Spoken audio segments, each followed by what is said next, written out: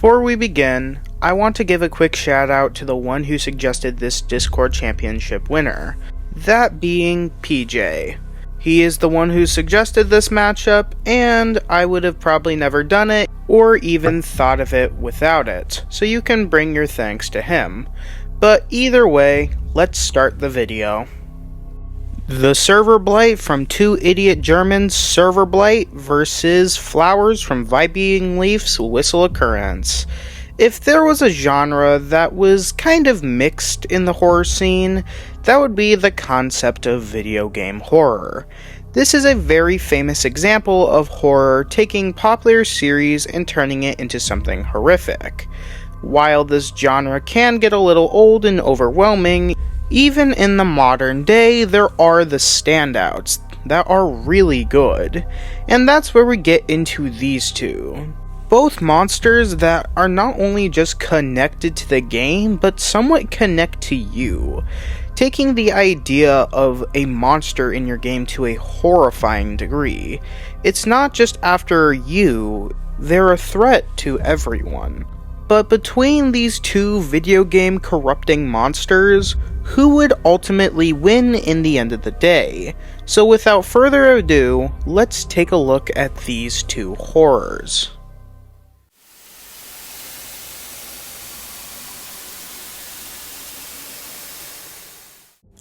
Team Fortress 2, the classic first-person shooter game, filled with all sorts of interesting gameplay and classes.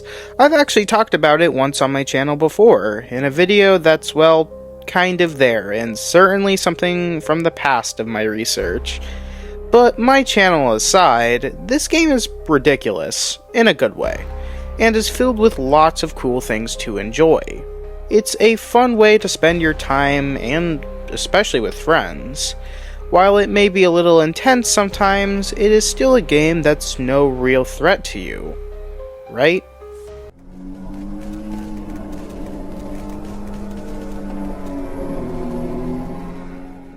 This is the Serverblight. The origin of this creature is relatively unknown, at least at this current moment, but what is known is that this thing isn't just there to play a game or kill the players. They want them alive, but not because they're protecting you. They want them to become a part of it, taking over the server and forcing players to endure it, and one slip up and you become a part of them. This force is terrifying in every way, and there are many reasons for that.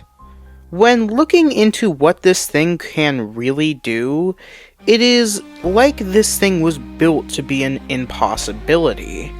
In the closest thing that we've seen to its main form, it is an amalgamation of every player that it has assimilated into itself. Speaking of which, this assimilation is not simple as taking over your game character. If this thing interacts with your game character, even simply touching you, the player gets assimilated into it. Not just your character, your entire soul and consciousness along with it, leaving a person in an empty, comatose state. With the Serverblight being able to control all of the actions in a person's body. And the Serverblight literally bends the game and idea of you and your player character. And if you thought you could just leave the game, well, you would be wrong. The Serverblight can literally trap you in it. What's even worse is that it is highly intelligent and constantly learning. Not only it understands how the chat works in order to trick other players, but it can mimic other sounds and other players, slowly watching what other players do. Heck, it's even gotten to the point where it can mimic entire games and use weapons from the other classes. And it turns out the Serverblight can even split off its own body and use separate players' bodies to spread out the infection even more, and simply gang up on any other player. And while you can resist, it will most likely be futile, because how it works is that you will be aware of everything, but you won't really be able to do much else. You might be able to resist for a time, but even a human soul isn't powerful enough to get out of this. And it can even bend and twist and manipulate the body of any player it collects to almost any degree. Being able to twist and change bodies to almost any degree. And even without doing that, it seems to be able to actually just kind of manipulate the bounds between game and the real world, being able to make you feel like your game character, and making functions that are outright impossible normally, or at least in the traditional sense. And it seemingly has the ability to transfer servers, especially after it copied the ability from another player it corrupted as they were doing it. And its true form can actually exist in the void itself, meaning its true form is actually outside of the traditional game, meaning almost everything we see from it is actually just the avatar. This monster is just one of the most horrifying things you can ever come across in a server, but unlike what I normally talk about on this channel, this thing doesn't really have traditional scaling. This shouldn't even realistically scale to the high ends of Team Fortress 2 because it's not really an official canon, especially with how the series works with connecting you and your video game character. But on screen, it can theoretically react to rocket fire, and theoretically, maybe it can react to anything in the game that is in TF2 because it can interpret entire matches, which might include some radiation-based weapons, but either way, this actually doesn't matter that much. The most effective thing this thing does is the fact that while it is only limited to one server at a time, the thing is it connects you and the game, meaning its actual range is much farther. So yeah, this monster is terrifying, but it does have its weaknesses. The Serverblight might exist in the void traditionally and might seem unstoppable, but the thing is, the physical form of the Serverblight, despite how uncanny and supernatural it may seem, based on what we've seen, the Serverblight itself is still bound by the game's rules. It can still be injured by players' bullets, it can still process fall damage, and it actively stays away from death zones, implying that it cannot exist in them. But even with all of these limitations, this thing is still a terrifying force. Something that is almost impossible in the traditional ideas of gaming. Everyone is under threat of this thing as long as it's still around, and we may never truly know if this thing could ever be defeated or not, but as it stands in the series right now, it truly is the blight of the TF2 game and the players. But the idea of a blight as a concept refers to the disease causing plants to rapidly wither and die. But let's see what happens when a flower grows in this server.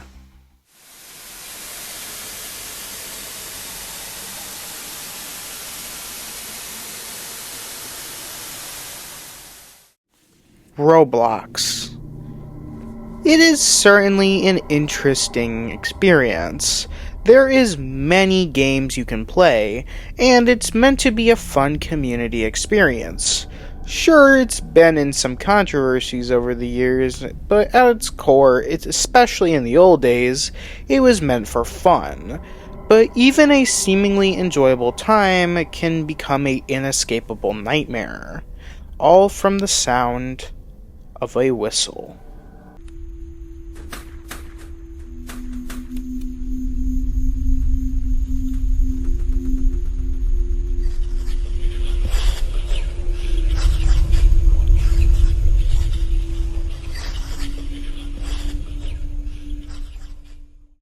This is Flowers, or at least that's how its name is translated.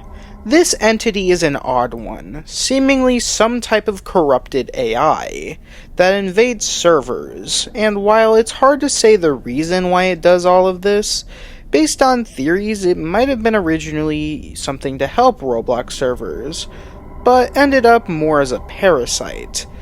something that got smarter and smarter as time went along. This thing became almost unstoppable. It just kept growing, eventually becoming responsible for many incidents, putting many kids in hospitals. Because despite this thing existing in the Roblox game, its effects are real, and there's one thing that remains. This thing is almost impossible to deal with. In terms of what this thing can do, this thing fundamentally warps every logic of the Roblox game. In terms of what it can do directly in the game, it can grow to massive sizes, can mimic sounds, shapeshift, teleport, fly. It can erase entire maps in an instant. It doesn't even have to follow the fundamental rules of whatever map it's in. It can traverse seemingly without limit, and appear anywhere it wants. And even worse, it affects the players themselves. Flowers can literally take over your character and control their actions. Even the person themselves they are seemingly able to control to an extent. It can even prevent you from leaving the game or kick you from the game entirely. It can cause effects that include seizures in the real world to a person. And even in some cases, there might even be a potential cause for actual death. Although it's hard to say, because if we are just referring back to the joke video, which states is non-canon, but in the most recent video, there's actually a bring up of this once again, and this video absolutely is canon. But regardless, this thing can still cause massive damage to a person in the real world. This thing can practically do whatever it wants, and is fundamentally almost a part of Roblox. And we don't really know the true origin of it just yet, but it's only gotten more powerful. So much so that it literally cannot even be destroyed by the Roblox devs themselves. Even trying to take this thing out had basically caused every device that they attempted it with to basically malfunction and get destroyed. There was no way to harm this thing properly. As a fundamental idea, this thing is unstoppable in most senses.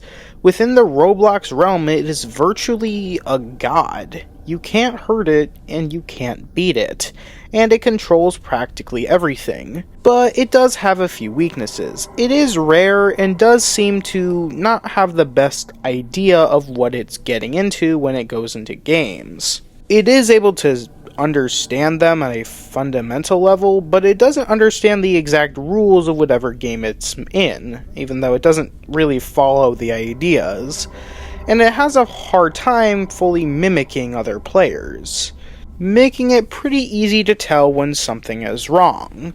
But ultimately, that doesn't matter much when you're facing off against something that doesn't play the same game as you. It is still a horrifying threat. One, we have no idea how far it will go until it's stopped. But can this flower truly survive a blight? Let's finally take a look at our two entities.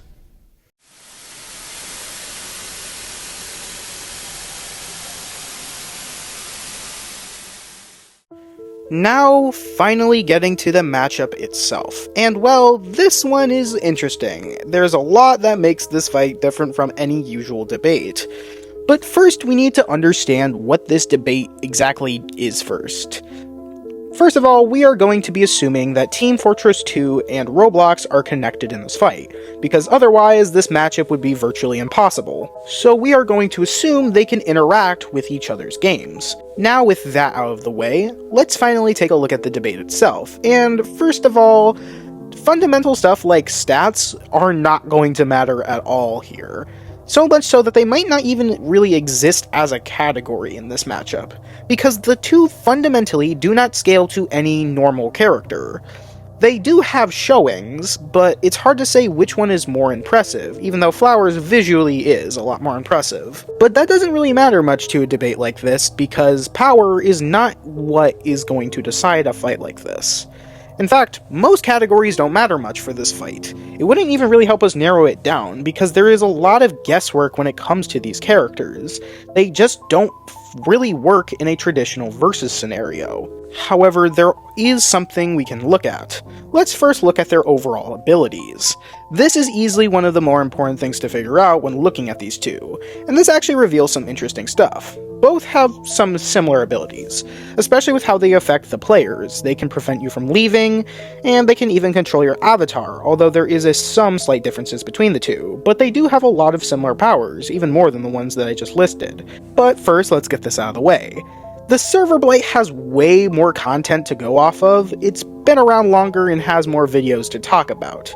And we know more about it. The Serverblight can affect players in a much stronger way than what we've seen what Flowers can do. Flowers is able to cause seizures and potentially maybe cause death.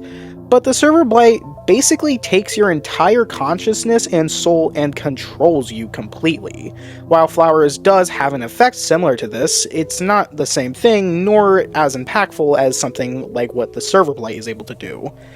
But to understand if this really matters, the most we need to figure out is what the limitations are on these abilities. This is where we finally get some decent information that might actually help us decide the debate. Now, admittedly, we haven't seen the end of either series, so we don't know what the true full extent of what these two can actually do. But, while the Serverblight does technically affect players to a greater degree, the thing is, the Serverblight is limited by quite a few things. First of all, it has to actually touch the being it wants to assimilate. While yes, all it takes is a single touch, and it will basically happen instantly theoretically, it is still a limitation Flowers doesn't have. Flowers doesn't need to physically interact with you at all in order to make stuff happen. It just does. Another thing we need to understand is that while the Serverblight is absolutely terrifying to go up against in Team Fortress 2 in that setting because it seems to break every logic of the game, the thing is, it is still restricted to its rules to some extent. The Serverblight is limited to what the game can actually allow. It can still take fall damage and it could still die, and if it's in a death zone, its physical form will be completely eliminated. Flowers doesn't follow any rule of any game he's in. While this might be a problem in terms of it being obvious of what it is being wrong, the thing is, in a fight like this, that doesn't matter. He breaks every single line of logic that you can make from any game. Flowers doesn't need to follow any rules. And here's the biggest issue. The Serverblight has, at least not yet, truly shown it can assimilate everything. The only thing it's been able to assimilate are the playable characters that are connected to actual people, but it's never been able to show to fully naturally do that same thing to the game. It doesn't assimilate environments, and it's certainly never shown to be able to assimilate a AI-like being like Flowers. Flowers doesn't have a real form that the Serverblight can connect to that is even similar to what a player is. So it's debatable if the Serverblight can even touch it at all. And even if it maybe could, Flowers isn't really ever going to give it a chance. Flowers moves around a lot and doesn't even need to be in the general vicinity of the Serverblight to make its effects happen. In fact, most of the time it doesn't even show up close to the player at all. While it has, it's never directly touched them, nor would likely even give the Serverblight the opportunity to do the same. Heck, due to the fact that Flowers can manipulate and change the fundamental aspects of whatever level or game it's in, it could theoretically turn the entire environment into a death zone and instantly destroy the Serverblight in its entirety, at least in its physical form. And even players' souls are still physical aspects of the TF2 game now, at least the ones that the Serverblight is in, meaning that Flowers can easily take over the bodies, arguably, of every single player that the Serverblight has, not even really giving the Serverblight the chance to use them. We don't know if the Serverblight could literally oversee a control from an entity which is outside of its normal influence. Flowers could even just kick the Serverblighted players out of the game if it wanted to, theoretically at least. Again, there is no rules that the Serverblight could manipulate that Flowers couldn't just arguably ignore. We even know that kick voting exists still in the Serverblight series, so this is even more potential backup evidence for this. Heck, even if somehow the Serverblight was able to infect Flowers, we know for the fact that you can resist this.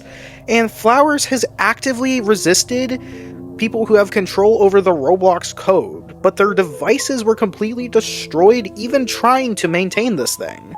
The Serverblight doesn't really have much of a counter to this. So, Flowers has the arguable better abilities that are better for affliction and control over what it does, at least compared to the Serverblight, and has a much better argument for being able to resist the Serverblight's effects than the other way around. The only other question we need to figure out is, could it actually control or destroy the true form of the Serverblight, which theoretically exists in the Void? In my opinion, yeah, he actually can. As we've mentioned, Flowers is not restricted to an independent server, and Flowers exists beyond the traditional Roblox games, and can exist outside of them. We've even seen it before. Heck, it's kind of part of the idea of what the developers implied when they were trying to stop this thing. And the Serverblight and the Void are still very much implied to exist within the Team Fortress 2 code, so there's no reason to assume that in this scenario where Flowers is connected to it, it can't access this point. And while we don't understand the Serverblight form, we still know it has physical aspects within the game, something that Flowers can affect. So, while this fight is less of an actual fight and more of a fundamental analysis on who is truly more horrific and unstoppable, and both of them absolutely threaten our reality to some extent from the video game world and the players, but only one of them truly breaks the rules of the game. And while it grows similar to a flower, it is not so easily blighted. Both of these beings are horrific, and you would never want to cross them. And if you do, you can only really pray, but Flowers is ultimately the more unstoppable entity. It has less standout weaknesses, and is ultimately more godlike. A whistle has occurred in the server, and ultimately, I believe Flowers wins more times than not. But that's just my take. Obviously, with a matchup as odd as this one, things are probably going to be a bit more up for interpretation, and we'll see how this fight adapts as both series continue. But did you agree with me, or is there something that would have allowed the Serverblight to truly cause this flower to wilt? But anyways, I hope you all have a good day, and be careful out there. I will see you in the next video. Peace.